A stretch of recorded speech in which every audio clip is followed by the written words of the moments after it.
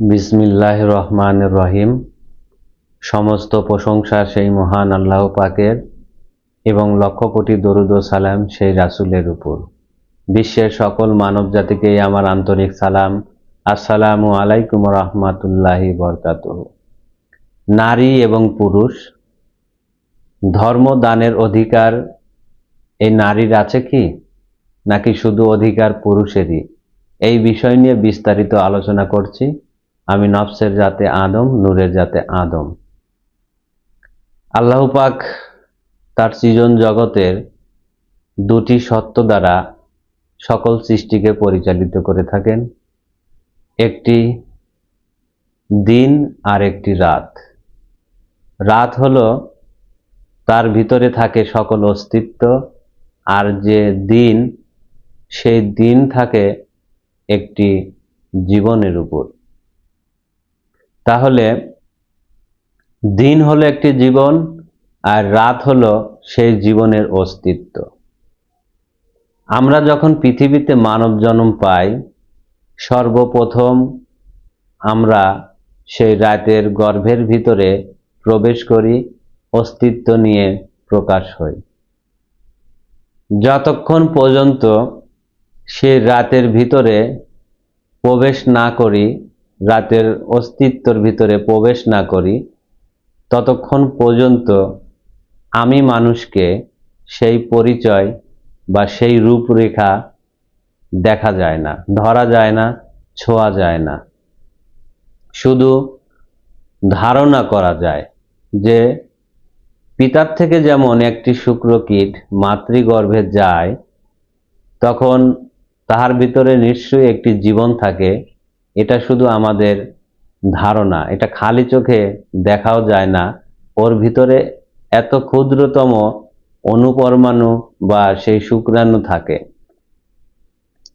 যাই হোক, মা সকল সৃষ্টির অস্তিত্ব দানকারী। সে যে কোনো সৃষ্টি হতে পারে। সর্বপ্রথম কোনো সৃষ্টি যখন প্রকাশ হয়, তখন সেই মার জন্যই সে জীবনে আসে, সে প্রকাশ হয়। এই মানব জীবনে পারি করে দেওয়ার জন্য একমাত্র কাণ্ডারি হলো এই নারী, পুরুষ নয়। আমরা যারা পৃথিবীতে অস্তিত্ব ধারণ করে আছি, পৃথিবীতে যত সৃষ্টি আছে সবই দেখতে হয়তো মেল ফিমেল আছে বা নারী পুরুষ আছে, কিন্তু এরা জাতগত সবই নারী। পুরুষ যে বস্তুটি, সেই বস্তুটির সাথে যদি কেউ একত্রিত হতে পারে, তাহলে সে হয় চিরঞ্জীবী, সে হয় হায়াতুল মোরসালিন। তার আর কখনো জন্মও নেই, মৃত্যুও নেই। এখানে হলোই ধর্ম। নারীর থেকে পুরুষ হওয়াই ধর্ম। এবার আসি, সেই নারীর কি এই ধর্ম দানের হুকুমত বা তার হিদায়েতের অধিকার আছে কি? এইখানে শুধু ধর্মদানের জন্য পুরুষের হেদায়েতেরই অগ্রাধিকার দেওয়া হয়। কেননা আপনি এই জীবন থেকে যখন অনন্তকালের একটি জীবনে প্রতিষ্ঠিত হবেন, সেই জীবনটার সত্ত্ব এই পুরুষ, নারী নয়। সেই জীবনের মালিকানা সত্ত্ব এই পুরুষ। এবার এই নারীকে কেন মানব? কেননা এই নারী হলো আমাকে মানব গড়ার প্রথম কারিগর, প্রথম স্রষ্টা। তিনিই আমাকে সৃষ্টি করেছেন। তিনি যদি আমাকে সৃষ্টি না করতেন, তাহলে আমি এই মানব জন্মই পেতাম না। এবার এই জীবন থেকে আমরা যে বর্তমান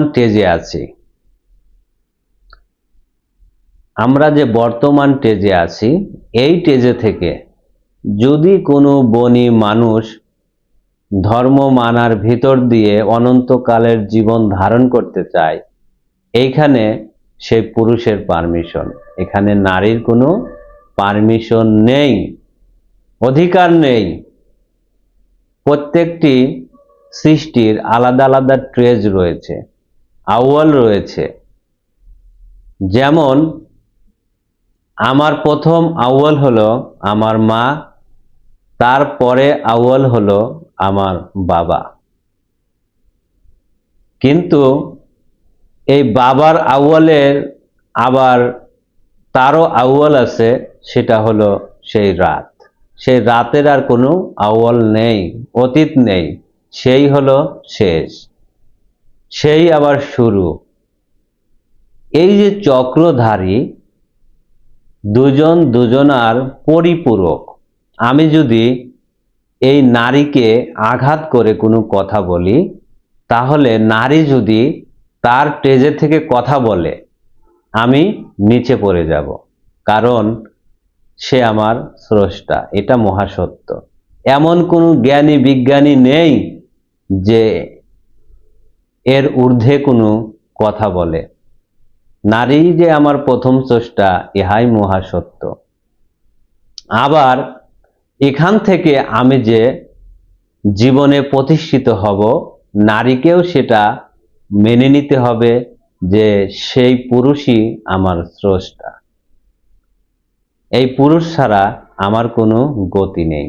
এখানে সেই নারীর কোনো অধিকার খাটে না, নারীর কোনো ইজাজত পারমিশন খাটে না। তাই আমরা যারা হেদায়েতি ভাই বোন আছি, এই জায়গাটা আমাদের সবারই বুঝতে হবে, এই টেজগুলো বুঝতে হবে যে এখানে কার কার অধিকার কোথায়, সেটা এই মানব জীবনে কিভাবে কার প্রতিফলন ঘটে, কার কোথায় টেজ। এই টেজ যদি আমরা না বুঝে অযথা আমরা তর্ক বিতর্কে লিপ্ত হই, তাহলে অন্যেরা হাসাহাসি করবে। যারা একটু বোঝে, তাহলে আমরা যদি সেই আদম নূরের সন্তান হয়ে থাকি, আমরা কেন অজ্ঞের ভিতরে থাকব? আমাদের কথা নিয়ে মানুষ কেন হাসাহাসি করবে? যে ওরাই হাসাহাসি করছে, ওদের কথা নিয়ে ওরাই মারামারি করছে। আমি যদি কোনো পুরুষকে বলি যে ভাই, আপনি কোনো নারীকে আঘাত করে কথা বলবেন না, আবার এই নারীও আঘাত করে কথা বলবে না, কেননা পুরুষেরও একটি টেজ আছে। সেই টেজে থেকে যদি এই নারীকে আঘাত করে, তাহলে এই নারীর কিছুই থাকে না। আবার নারীর একটি টেজ রয়েছে, সেই টেজে থেকে যদি আঘাতমূলক কথা বলে, তাহলে সেই পুরুষ টেকে না। দুজনেরই টেজ রয়েছে, কিন্তু ধর্মীয় অধিকার, ধর্মীয় হেদায়েত, ধর্মীয় তরিক, এইগুলো দেওয়ার পারমিশন একমাত্র পুরুষ সত্তার। আমরা পৃথিবীতে ধর্ম মানি নারীর থেকে পুরুষ হওয়ার জন্য। কারণ নারীর যে সত্যটা, সেই সত্যটা কিন্তু এই ভাণ্ড। এই ভাণ্ডটা একটি সময় পচে যায়, গলে যায়, নষ্ট হয়ে যায়। কিন্তু আমাদের যে আত্মা, সেই আত্মা কখনো কবরে যায় না, ও কখনো শাস্তি ভোগ করে না, ও পচে না, নষ্ট হয় না, গলে না, ওর কোনো মৃত্যু নেই। কিন্তু এই যে আমরা দেহভাণ্ড ধারণ করে আছি, এই দেহভাণ্ড মরে যায়, পচে যায়, নষ্ট হয়ে যায়, গলে যায়। দেখেন, এই আত্মা বের হয়ে গেলে এই দেহভাণ্ড কি থাকবে? আস্তে আস্তে পচন ধরবে। এটাই মহাসত্য। তাহলে এই দেহভাণ্ডকে টিকিয়ে রাখতে পারে একমাত্র আদম নূর বা সেই মানবাত্মা।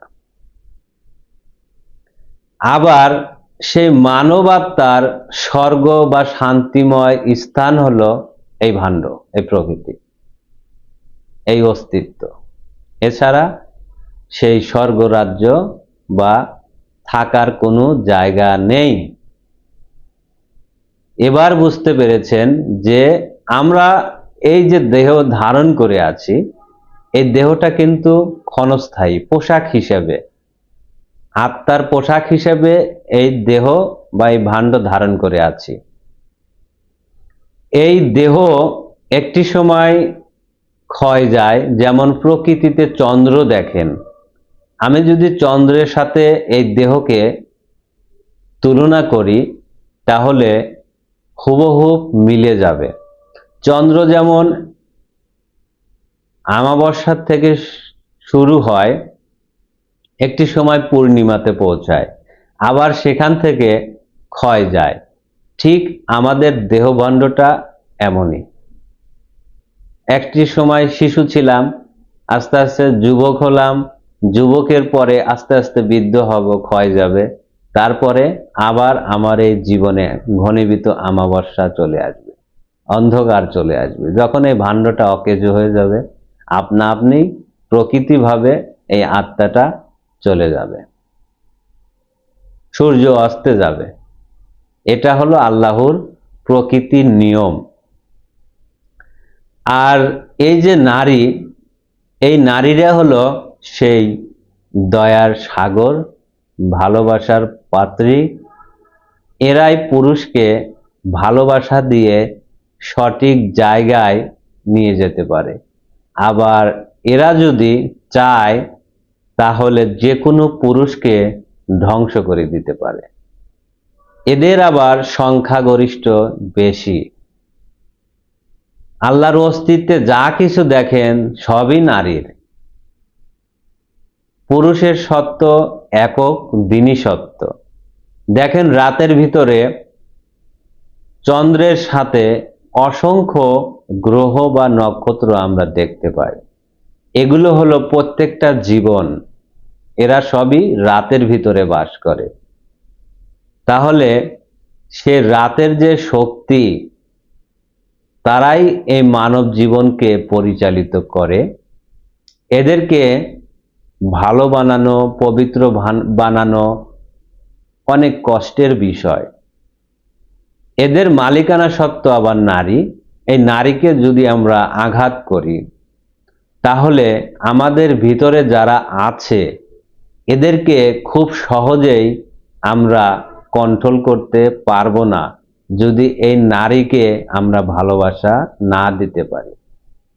দুনিয়াতে একটা উদাহরণ দিয়ে দেখাই, পৃথিবীতে যদি কারোর ঘরের রমণী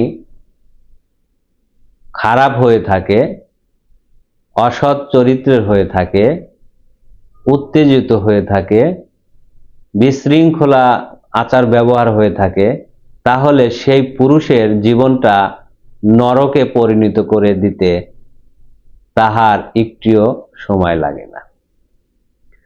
আর কারো ঘরের রমণী যদি ভালো, পবিত্র, সৎ, শৃঙ্খলাবদ্ধ থাকে, তাহলে সেই পুরুষের জীবনটাই জান্নাতে পরিণত হয়ে যায়।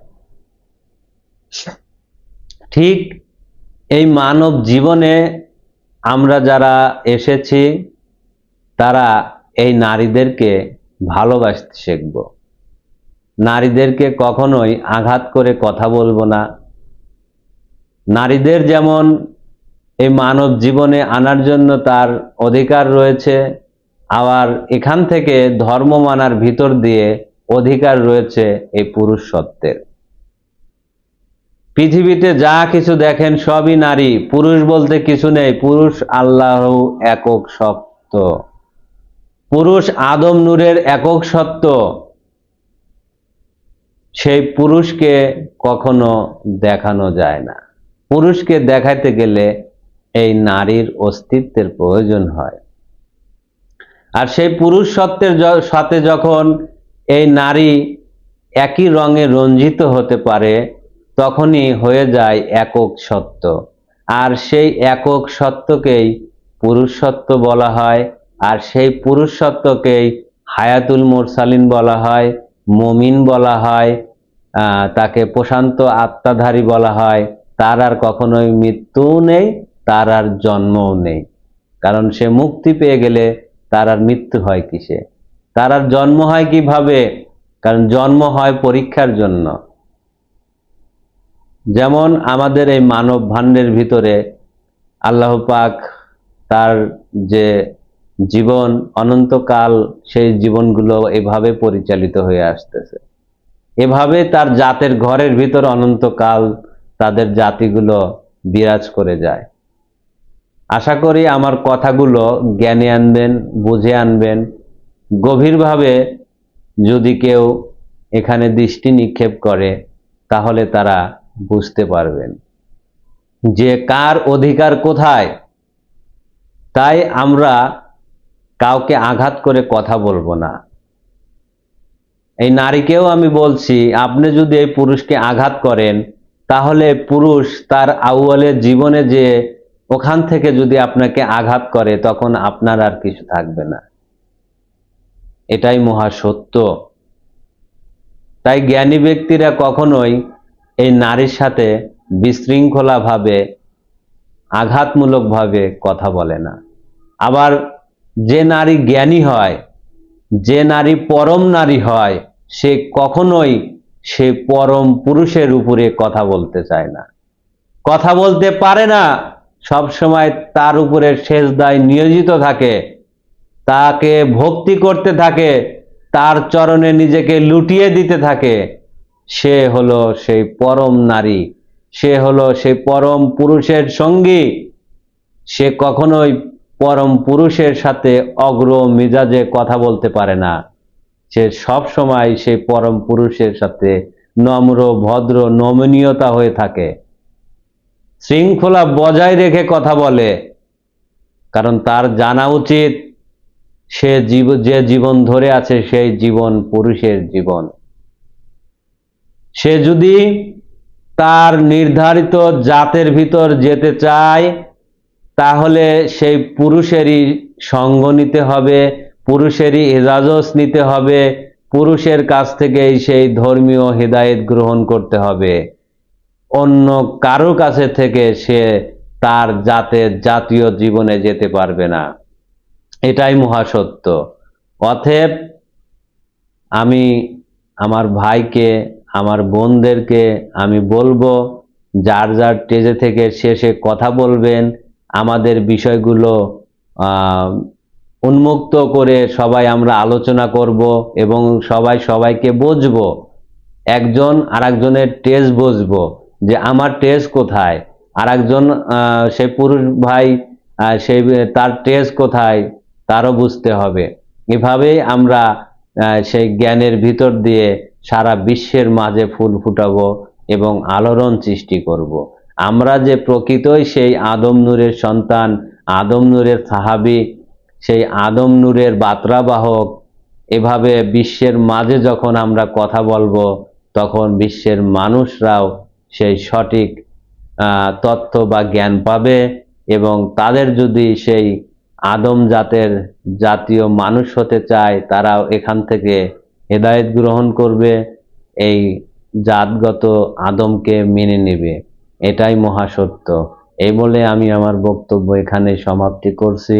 সুবহানাল্লাহি ওয়া বিহামদিহি, সুবহানাল্লাহিল আযীম। আসসালামু আলাইকুম ওয়া রাহমাতুল্লাহি ওয়া বারাকাতুহু।